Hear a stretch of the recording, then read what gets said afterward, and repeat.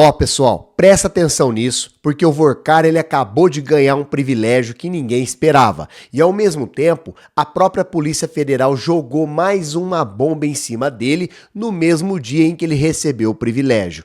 O Mendonça ele autorizou 6 horas por dia de conversas entre o Vorcaro e os seus advogados, em uma sala especial dentro da prisão, sem gravação nenhuma da conversa. Só que no mesmo instante, a Polícia Federal pediu mais 60 dias para fechar o inquérito, porque descobriu mais gente dentro do BRB que está metida nesse esquema. Gente que ainda nem foi ouvida, tá? E tem mais, o Vorcaro estaria usando esse tempo extra justamente para tentar reabrir ali uma negociação de delação que inclusive já foi recusada 2 vezes pela Justiça. Galera, fica comigo até o final que eu vou te mostrar exatamente o que está por trás dessa regalia, quem são os novos alvos dentro do banco, o que a defesa de Vorcaro está tentando montar por trás das cortinas e por que esse caso todo só deve terminar depois das eleições, bem no meio da disputa política mais importante do ano. Galera, vamos começar pela regalia, porque isso sozinho já renderia barulho suficiente. O Mendonça ele acabou autorizando que o Vorcaro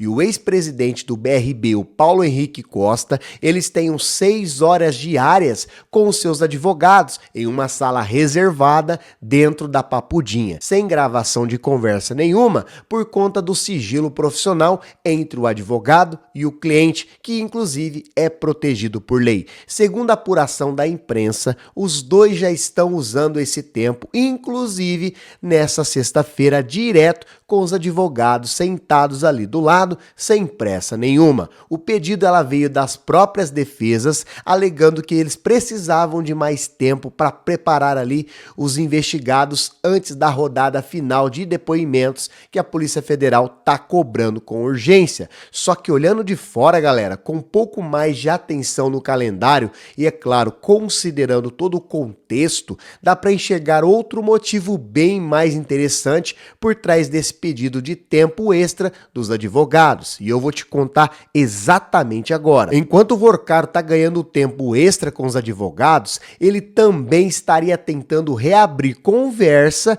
para tentar fechar ali um acordo de colaboração premiada, mais conhecida como delação. E olha, galera, não é a primeira tentativa dele. Já teve 2 propostas de delação de Vorcaro que foram rejeitadas anteriormente pela própria Justiça, sem sucesso nenhum. Agora, com mais tempo garantido para conversar em sigilo com a defesa, longe da câmera e do microfone, a expectativa é que ele tente montar ali uma terceira proposta, talvez até um pouco mais robusta desta vez, para ver se ele consegue emplacar o acordo. Agora, isso muda completamente o jogo, porque uma delação de Vorcaro pode sim significar novos nomes, novos documentos e talvez novos capítulos nesse escândalo que já sacudiu o sistema financeiro e político do país inteiro. Mas antes de chegar nisso, você precisa entender direitinho por que a Polícia Federal pediu mais prazo justamente agora, nesse momento específico, e quem acabou entrando na mira dessa vez dentro do banco público. A Polícia Federal ela foi direta no pedido enviado ao Mendonça,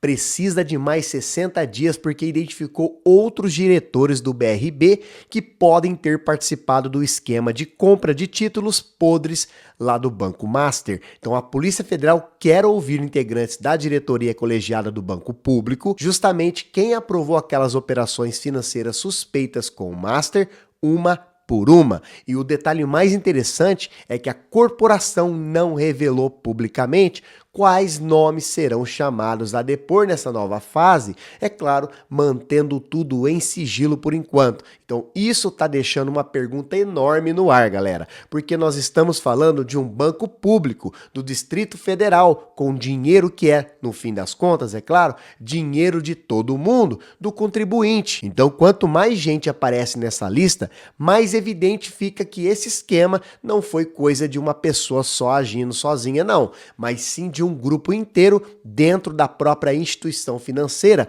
com conhecimento e, é claro, aprovação coletiva das operações suspeitas. Agora, enquanto tudo isso está acontecendo, os depoimentos de Vorcaro seguem travando um atrás do outro. Ele tinha 3 interrogatórios marcados com a Polícia Federal, mas o primeiro, que seria nesta quinta-feira, simplesmente foi adiado depois que o advogado Daniel Bialski ele pediu mais tempo com seu próprio cliente, alegando necessidade de preparação. Detalhe importante, galera, o Bialski assumiu a defesa há apenas 2 semanas, então faz sentido na teoria que ele queira ali se atualizar direito antes de colocar o cliente para falar com a Polícia Federal sobre um caso tão complexo. Só que tem, é claro, mais 2 interrogatórios marcados, um para segunda-feira e o outro para o fim de semana que vem. E o da segunda-feira também já foi suspenso, sem nova data ainda. Ou seja, galera, cada vez que chega perto da hora do Vorcaro falar de verdade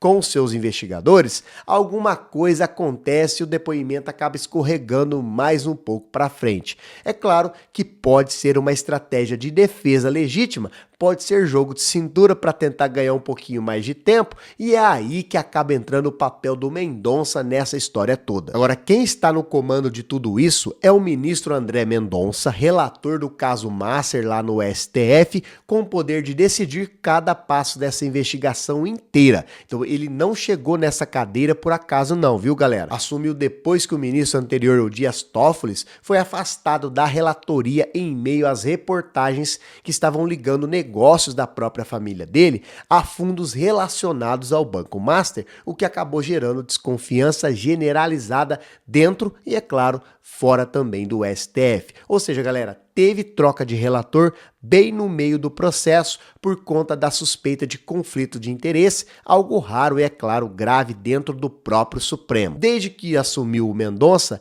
ele vem tentando ali construir uma condução muito mais rígida e mais blindada, justamente para não tentar repetir aqueles problemas que geraram tanta desconfiança, principalmente na gestão anterior do caso. E isso já apareceu em algumas decisões concretas que ele já acabou tomando, que eu vou detalhar para você agora, para você entender o tamanho real dessa mudança de postura. Logo nas primeiras decisões à frente do inquérito, o Mendonça mudou pontos que vinham sendo tratados de forma considerada estranha por Toffoli. Segundo especialistas e advogados que estavam acompanhando o caso bem de perto há meses, ele acabou retirando de parlamentares da CPMI e do INSS o acesso direto aos dados da quebra de sigilo de Vorcaro, concentrando essas informações nas mãos do presidente do Senado, o Davi Alcolumbre, para tentar ali reduzir o risco de vazamento para a imprensa. Também acabou deixando bem claro para a Polícia Federal que nenhuma nova linha de investigação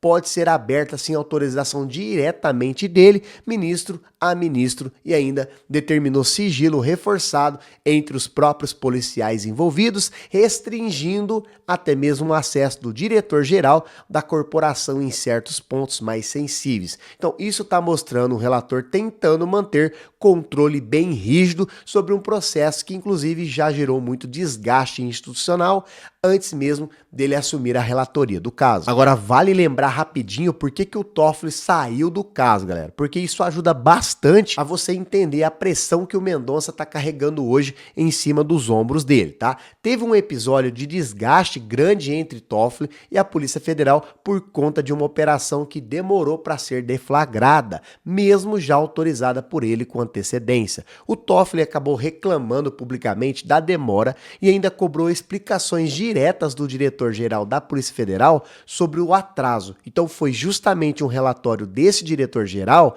que foi entregue ao presidente do STF que acabou motivando a saída do Toffoli da relatoria do caso. Então some a isso as reportagens que estavam ligando o negócio da própria família dele a fundos do Banco Master. Então você entende por que a condução anterior acabou gerando tanta desconfiança dos advogados, especialistas e, é claro, da imprensa especializada. O Mendonça sabe que está sob os olhos de todo mundo agora e talvez seja exatamente por isso que ele está tentando ser detalhista, né, com os prazos e também com as regras nessa fase do processo. Agora, juntando as peças para você entender o quadro completo, de um lado você tem o Vorcaro, que está ganhando tempo extra com seus próprios advogados, tentando reabrir delação, conseguindo adiar depoimento atrás de depoimento, sem nunca, galera, nunca sentar de frente com a Polícia Federal para falar de verdade sobre o esquema todo. Do outro lado, você tem a Polícia Federal, né, que está tentando ali apertar o cerco cada vez mais, só que encontrando novos diretores do próprio BRB para tentar ouvir com calma e pedindo mais prazo para fechar o caso direito, sem deixar brecha nenhuma passar despercebida. E no meio de tudo isso, o Mendonça está segurando as rédeas com a sua mão firme, tomando decisões atrás de decisões para tentar blindar ali o processo de qualquer nova suspeita de falha na condução depois do episódio complicado que acabou envolvendo ali o Toffoli. Então, galera, é um jogo de xadrez inteiro dentro do STF, com peças se movendo de todo lado ao mesmo tempo. Então, o resultado final ainda está bem longe de estar definido de verdade. É aqui que acaba entrando o detalhe que muda tudo para o calendário político do país inteiro. Com essa prorrogação de 60 dias, o primeiro relatório da Polícia Federal sobre o caso Master, que antes tinha expectativa de sair antes ou até mesmo ao fim de agosto, agora só deve ficar pronto em setembro, bem na cola das eleições nacionais. Então,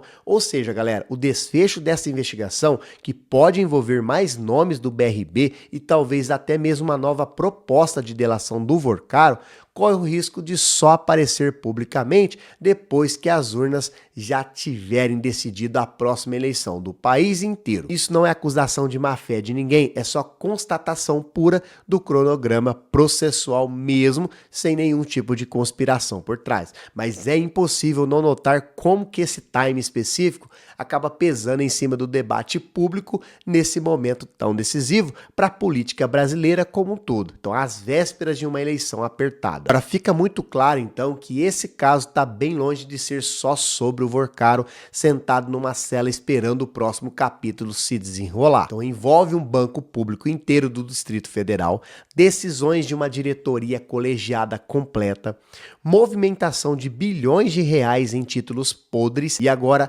até estratégia jurídica de quem está preso tentando negociar uma saída para si mesmo com a própria justiça. Então, enquanto isso, o relator do processo está caminhando tentando não repetir os erros que tiraram o antecessor dele do caso de forma constrangedora e pública. Então, é um emaranhado gigante de interesse financeiro, jogo político e estratégia jurídica. Agora, tudo isso acontecendo ao mesmo tempo dentro do STF, com prazo se estendendo justamente na reta final do calendário eleitoral brasileiro. E o próximo capítulo, com toda certeza, vai trazer nome novo para essa lista que já não para de crescer. Agora, galera, resumindo tudo isso para você fechar bem o quadro. Vamos lá. O Vorcaro ganhou regalia de 6 horas por dia com seus advogados. Tenta reabrir delação depois de 2 recusas seguidas da justiça.